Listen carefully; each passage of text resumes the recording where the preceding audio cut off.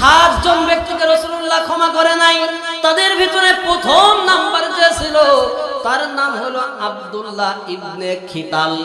এই আব্দুল্লাহ ইবনে খিতাল প্রথম অবস্থায় মুসলমান ছিল। এই লোকটা মুসলমান হওয়ার পরে সে সবসময় ষড়যন্ত্র করত মুসলমানদেরকে নিয়ে। অবশেষে এক পর্যায়ে একজন মুসলিমকে হত্যা করে তার কাছে যার টাকা পয়সা স্বর্ণ রৌপ্য মুদ্রা ছিল সবগুলো নিয়ে মক্কায় পালিয়ে চলে যায়।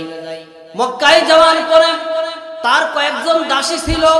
এই দাসীগুলো রাসূলুল্লাহর বিরুদ্ধে মাঠে ময়দানে ছেড়ে দিয়েছে বদনাম করানোর জন্য।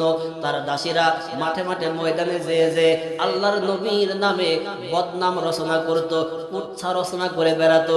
আর এই আব্দুল্লাহ ইবনে খিতাল ওই মক্কায় বসে মুসলমানকে হত্যা করার পরে যেই টাকা স্বর্ণ মুদ্রা নিয়ে গিয়েছিল ওই টাকা স্বর্ণ মুদ্রা দিয়ে মদিনার রাষ্ট্রের বিরুদ্ধে ষড়যন্ত্র করত, মদিনার রাষ্ট্রকে উৎখাত করার পরিকল্পনা করত।